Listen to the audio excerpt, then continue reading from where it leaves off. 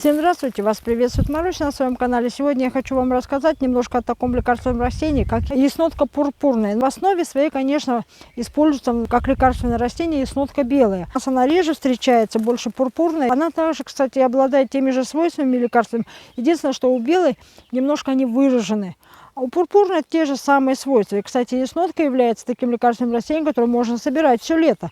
И оно цветет очень долго. Вообще, яснотка, конечно, растение очень интересное. Многие знают, ее называют глухая крапива. Она очень похожа на крапиву. И все думают, что это крапива, а глухая из-за того, что она не жжется. Ее поэтому так называют в народе. Содержит яснотка очень много полезных веществ, таких как кверцетин, рутин, холин. Содержит марганец, медь, железо, сапонины, каротин. Она очень полезна для людей, у кого есть даже сердечные проблемы, потому что по своей сути кверцетин очень хорошо влияет на наше сердце.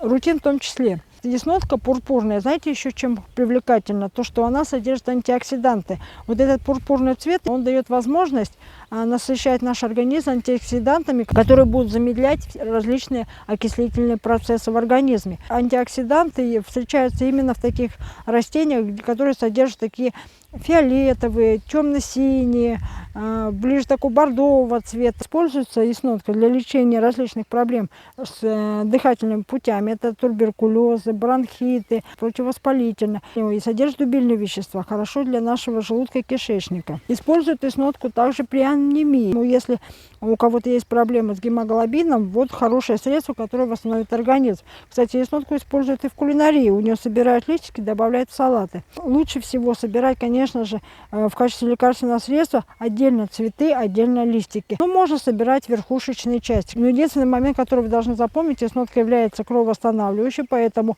влияет на свертываемость крови. Обязательно это учтите. Это хороший очиститель крови. Яснотку лучше, конечно же, не отдельно пить, если это, конечно, не касается, допустим, лечения различных проблем с дыхательными путями, а добавлять небольшими количествами в чай. Если вы яснотку хотите употреблять в качестве такого дополнения, лучше использовать в сборах, но в сборы обязательно добавлять растения, которые разжижают кровь.